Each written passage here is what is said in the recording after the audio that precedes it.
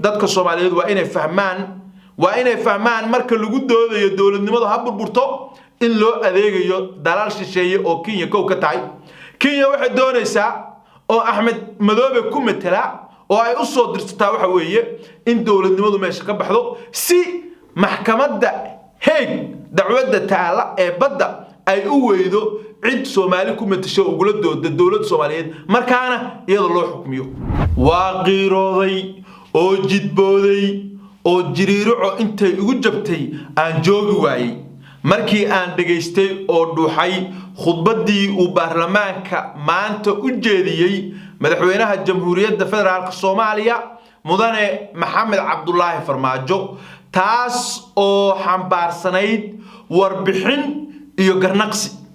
waxaan rabaa inaan ummadda Soomaaliyeed u iftiimiyo dhowr arrimood oo aan arkay inay muhiim u tahay marxaladda xasaasiga ee maanta uu dalku ku jiro sidaa darteed muwaadin kasta oo idaawanaya waxaan ka codsanayaa fiidiyowgayga inuu sii share gareeyo oo gaarsiiyo guri kasta iyo goob kasta adigu sii share gareey cidna ha ku hadlayn sababtoo waxa tahay muwaadin Soomaaliyeed baa tahay waxaan rabaa intaanan arintaaba u gudagelin waxa la yiri been fakataruuni ma gaarto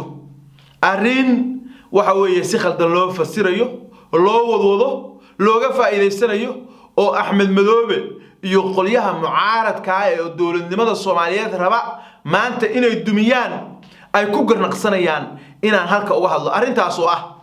madaxweynuhu gada wuxuu uga lushaa reerkiisa degan oo mareexaan baa degan sidaa darteed kuma aaminayo Jubbaland oo uu madaxweyne ka yahay Axmed Madoobe oo ah nin ugaadeena waxaan rabaa dadka Soomaaliyeed ee aqliga u saaxiibka inaan weydiiyo mareexaan ma Jubbaland kaliya degaa mareexaan Sooma degana galmudug Sooma degana ilaahay baan idinku dhaarshay bal waxa isweydiisaan maxay tahay sababta keenaysa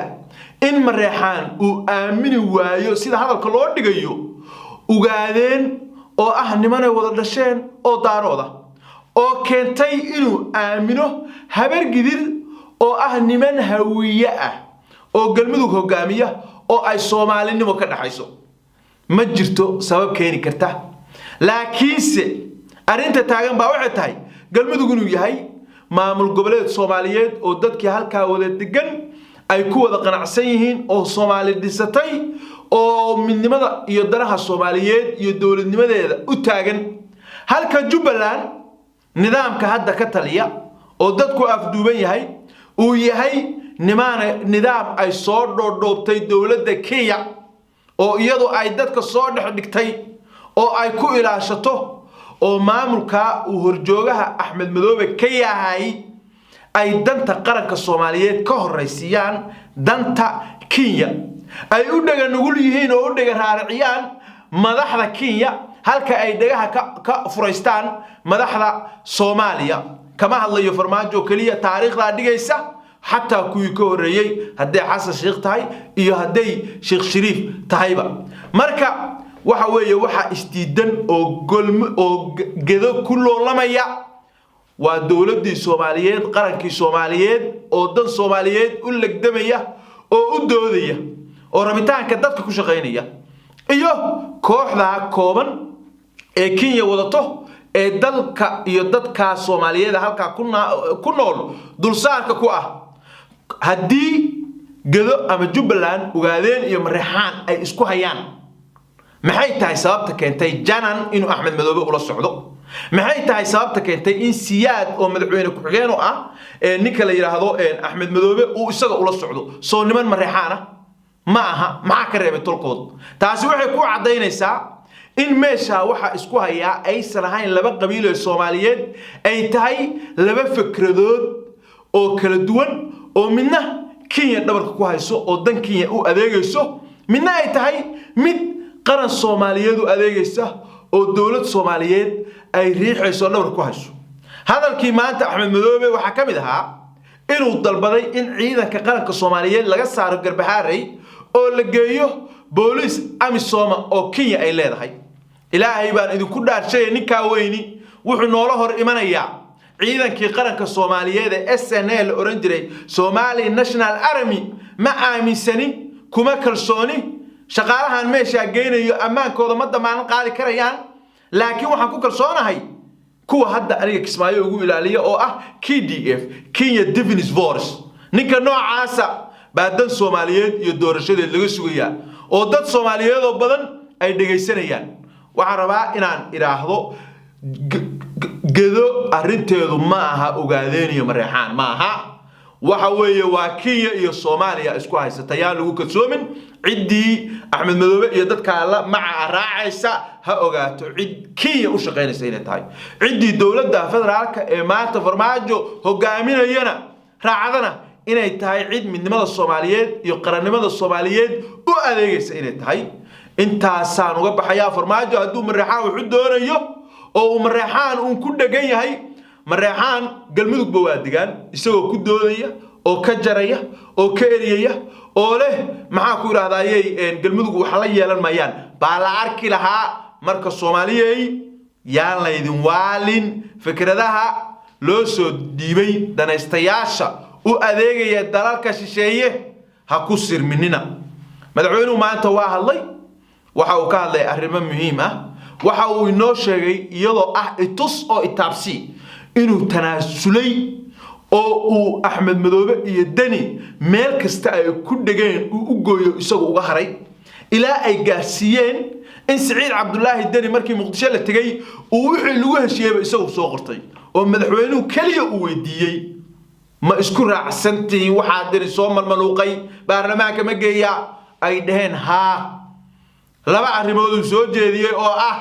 warnimayahow warqoondada dumarka maxaa kale dumarka lacagta ka yareeyay iyo arrin kale tuu xusay labadiiba laga diiday sidaana uu ku yeelay isagoo danta qaranka uu maxaa ku yiraahdaayay u tanaasulay ayaan daro waxa amaanta Dani wuxuu soo qortay isagu oo Farmaajo baarlamaanka u geeyo loo ansixiyay inuu maanta awoodi kari waayay inuu difaacdo oo Axmed Madoobe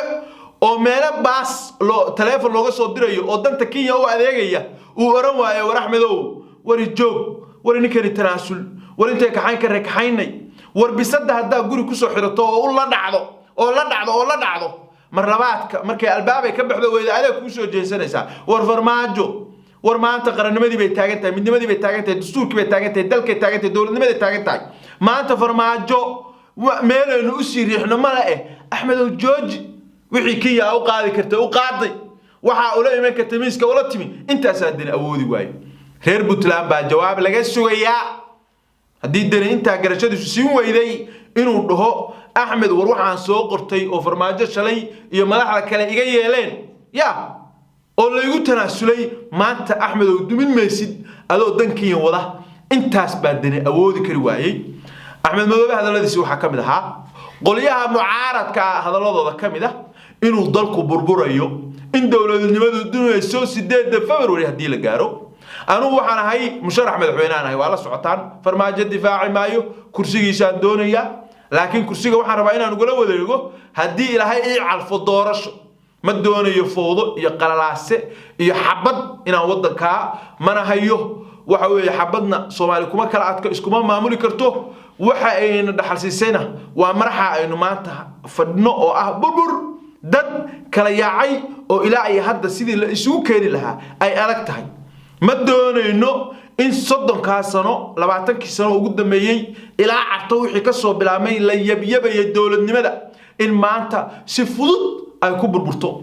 waxa weeye dadka Soomaaliyeed waa inay fahmaan marka lagu doodayo dawladnimada ha burburto in loo adeegayo dalal shisheeye oo Kenya kow ka tahay Kenya waxay doonaysaa oo Axmed Madoobe ku metela oo ay u soo dirsataa waxa weeye in dawladnimadu meesha ka baxdo si maxkamadda Hague dacwadda taala ee badda ay u weydo cid Soomaali ku metasho ugu dooda dawladda Soomaaliyeed markaana iyada loo xukmiyo Axmed Madoobe waxaan leeyahay raja leedahay nin weyn baa tahay aakhiradaada u tur maxaan ku rahaa adduunkaaga u tur waa la yaqaanaa nin shisheeye ku shaqaysto meesha ku furan waa la yaqaanaa markay ku muraadsadaan oo dantooda ka dhameystaan isaga xilaan ama waa dilaan ama waa dayriyaan qofku wuxuu wax ku yahay dadkiisa wuxuu wax ku yahay dawladdiisa iyadoo ku sharfan yahay dalkiisa nimaan ku furi dooniyo ku rarin Kenyaati iyo Uhuru Kenyatta oo dan Kenya wada oo mid Soomaaliyeed aan wadin yeysan meel xilli ka tuurin waxa dan la tahay aniga waxa dan la tahay farmaajo iyaga meel la baxda iyaga la dalta iyaga la dawladda iyaga la dadtaay Kenya waxba lama tiid marka Axmedow waa ku aqal celinayna meesha ku socoto waa meel khaldan dadka kala dilin beenta wado iyo qabyaalada dadka kala dhigayso oo reereeri la isugu dilo doonayso ka daaba leena farmaajo yaa bedelaya farmaajo iyo hay'adaha dawladda oo meesha jooga doorasho ku yimaadeen waxa bedeli kara doorasho dad lagu soo doortay waa in sida ugu dhaqsaha badan wadanka doorasho la isla ogol yahay looga qabto waa in Axmed Madoobe uu ka tanaasulo waxa weeye waxa uu wado waa inuu ka tanaasulo waa in Soomaali loo tanaasulo waa in doorasho wadanka ka dhacdo waxa weeye inta doonta ha qaadato dhowr bilood ha qaadato laba ha qaadato saddex ha qaadato lix ha qaadato intaana farmaajo isaga madaxweyne sii noqonaya si ahaanaya waa la doortay waxa bedelaya madaxweyne kale la doortay baarlamaanka waa la soo doortay mandate bay leeyihiin laakiin wadanka firaaqa ina ka dhacdo lama ogolo oo wadankii baabao oo majo iyo madax kale yeelan waayo oo nin walba uu dhaho aniga taydu soconaysa oo 20 hogaamiye kooxeed sidii waayii ninba intuu xuf qabiilkiisa ka haysto oo meel ku xeerto oo shisheeyo inoo taliyo lama ogolo dawlad bay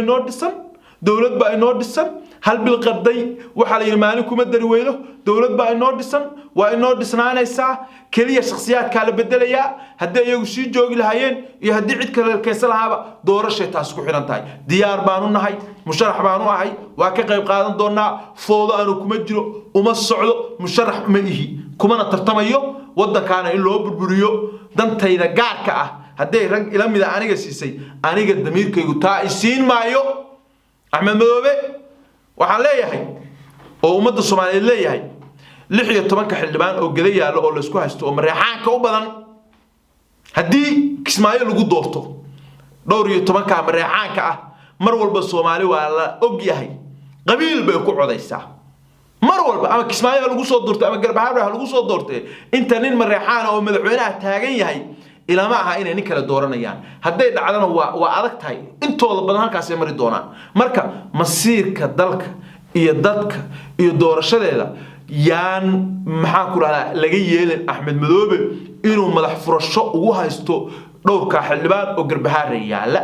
isaga oo aan u socon xildhibaanadaasi dana shisheeye duul soo diray oo shalay meesha keensaday oo ku haya isagoo u adeegaya yuusan boor isku qarin dhowr iyo 10 xildhibaan ka dhigan arintiisu waa ka weyntahay waa dawladnimo diid weey Axmed Madoobe dhowrka xildhibaan oo mareexaan beeshaasi leedahay oo isimadeedu ay soo qoran doonaan oo erga mareexaan ay soo dooran doonto Soomaali iyadoo la og yahay qabyaaladda iyo sida uga damayso waxay ila tahay mar walba ama Kismaayo lagu doorto ama Garbahaar lagu doorto mar walba ninka farmaajo inaan cid uga sukayn oo uga cod badan doonin bay aniga ila tahay marka sabab muranka inta la eg loo galiya ma jirto laakiin maxaa la doonayaa wadanka inaan doorasho ka dhicin Axmed Madoobe suu afka ugu balaarinayay madaxweynaha muddada ka dhamaatay Axmed oo inta Kismaayo joogtay saddex madaxweyne baa isku ka bedelay kii afraad baa soo socda maanta kii afraad ama in farmaajo la doorto ama mid kale ay yimaado kii afraad buu noqonayaa inta markii hore rabitaan dad kuma iman taangi Kenya leedahay ku timi kiiba ku joogta doorasho Jubbaland ka dhacday oo dadka deegaankaasi ay isku raacsan yihiin lama soo sheegin mid walba qol baa ku xirata